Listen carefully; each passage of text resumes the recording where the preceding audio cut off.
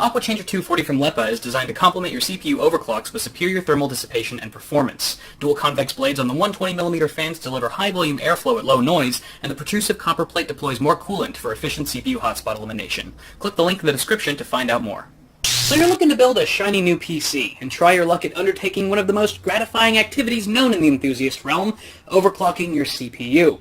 You know that you'll need a decent CPU cooler if you want to get anywhere, but you've done enough research at this point to know that the measly stock cooler which came with your unlocked processor isn't going to cut it.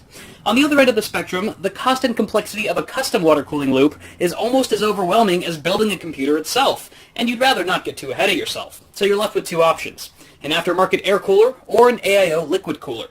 While there are certainly pros and cons to both methods of cooling, today we'll pit air coolers against liquid coolers over the course of 5 rounds, or categories, to help you decide which cooler type is best suited for your overclocking needs. Kicking off the first round is cost. Now this is an important consideration for most builders on a fixed budget, as money saved on the CPU cooler could equate to more spending power on other components in the build.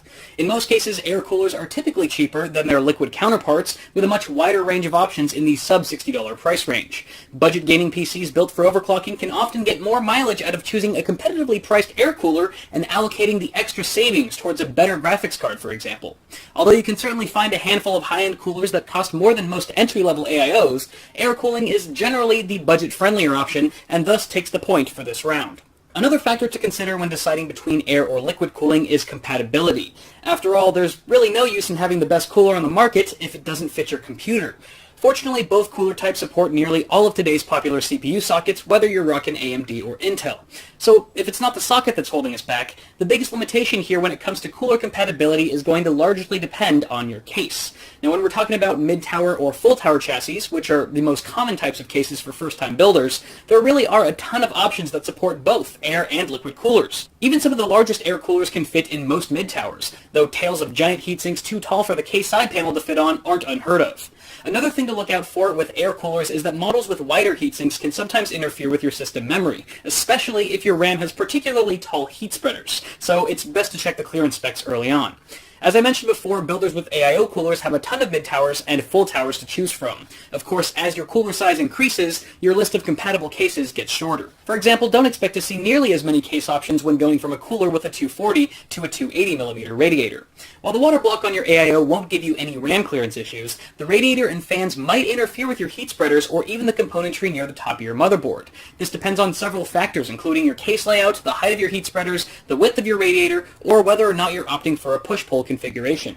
The best advice I can really offer you is to do your research beforehand to make sure that your liquid cooler plays nicely with the rest of your hardware. At this point, I'd be fine with calling this round a wash. However, there's one more proponent here that inevitably tips the scales, which is the limitation of AIO coolers in the mini ITX arena.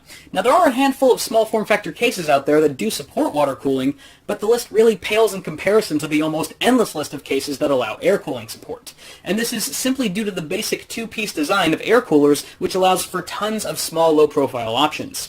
Even with the smallest water block, an AIO cooler would still need to find room for its radiator, fans, and tubing, a situational drawback in this category that keeps the air coolers slightly ahead of the game.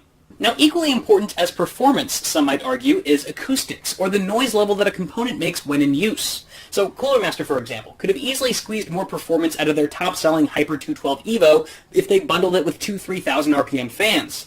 But then the damn thing would have sounded like a jet engine and probably not have sold as well as it did. Now, air coolers usually come with one fan, with beefier models adding a second or even a third. But apart from the fans themselves, that's basically the only sound source you have to worry about. Liquid coolers, on the other hand, come equipped with anywhere from 1 to 3 fans, with the option to expand up to 6 fans for extreme setups. But unlike air coolers, the fans aren't the only sound source on AIOs. Other componentry in the loop, like the pump or even the liquid itself, can potentially create audible noise depending on the cooler. Now that being said, the liquid cooler does have a few tricks up its sleeve to help make it as quiet as an air cooler, such as using software to create a fan curve. Now, tuning a fan curve allows you to do things like gradually ramp the RPM of your radiator fans up and down based on the temperature of your CPU. Or you can set the max RPM parameters to ensure that your fans never go beyond a specific audible target. If your cooler and software allows it, you can even tune the pump speed curve, which functions in much the same way as the fan curve does, but with the built-in pump in your water block. Of course, if the pump on your particular cooler runs at a fixed speed, you could be at the mercy of its current noise level. Overall, liquid coolers may require a bit more maintenance to sustain the same amount of quiet as their air-cooled brethren, but advances in software control and pump design in recent years, I feel, have leveled the playing field enough to where both sides are capable of near-silent operation, making this round a wash. Now, where the pump and coolant of a liquid cooler might be a slight drawback when it comes to acoustics, they do have the potential to take on even more serious implications in terms of reliability. Pumps can break or fail, rendering the entire unit useless, or the liquid inside your cooler can evaporate over time, making a noticeable difference in performance many years later down the line. Additionally, while it's become more of an uncommon occurrence these days, AAO coolers are still prone to leaks, typically where the tubes meet the water block or the radiator. Now, of course, the nature and severity of the leak will determine whether or not the cooler is salvageable. And in an absolute worst-case scenario, the liquid can leak onto other components in your system, potentially causing permanent damage. Now, I know everything I just said makes liquid coolers out to be like the Grim Reaper of PC hardware or something, but that's not at all the case. So before you go running for the hills, I just want to clarify that these are just some of the things that could possibly happen to your cooler, not things that will probably happen to your cooler. I just want to be clear on that distinction. Now, be that as it may, air coolers are still the clear victor here. I mean, unless a heat pipe gets fatally punctured or a console gamer sneezes on your heatsink, the fan is really the only thing in an air cooler that has the potential to fail, and the absence of any liquid offers up a dry solution with zero risk of unforeseen leakage or water damage. And that brings us to our fifth and final round, which I have purposely saved for last, because it's probably the aspect people look for most when shopping for a CPU cooler, and that is performance. Now, getting right into the thick of it, I want to lay to rest the obnoxious long-time misconception that liquid coolers outperform traditional heatsinks hands down across the board, because that simply is not true. When it comes to pure cooling, many of the best air coolers currently on the market wipe the floor with entry-level AIOs, and come within just a few degrees of top-shelf liquid coolers. If you're looking for a landslide victory, you're just going to have to venture out into the ranks of the custom water cooling elite. But yes, at face value, you could very well argue that the best AIO liquid cooler available probably beats out the best air cooler available by a small to moderate margin in terms of raw overclocking performance. But also bear in mind that you'd probably be paying a lot more for that AIO cooler than you would be for the air cooler, as price to performance should always be a consideration. Seeing as how this is strictly a performance round, however, this final point does go to liquid. Now, before we finally wrap up here with some closing words, I thought it would be fun to throw in a sixth bonus round for aesthetics. This is always a subjective category for any comparison, but still one worth mentioning for those in search of that extra flair for their PC. If I'm speaking personally, I think air and liquid coolers both have the same capacity to look really good or really effing bad. Like, what the hell is that? I mean, come on. I personally like the clean modern look that a pump block and water cooling tubes can bring to a rig. On the other hand, sometimes there's nothing more badass to me than a big, beefy air cooler with some sweet fans. Naturally, a lot of this also depends on how the cooler complements the rest of the components in the rig. At the end of the day, it really does all boil down to user preference and what you think looks good. It is your personal computer, after all. So where does all of this leave you as a first-time PC builder?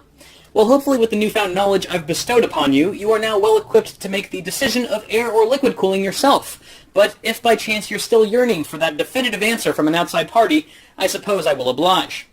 The way I see it is that unless you absolutely need that extra little bit of overclocking headroom, you might as well save some money and stick with a reliable air cooler.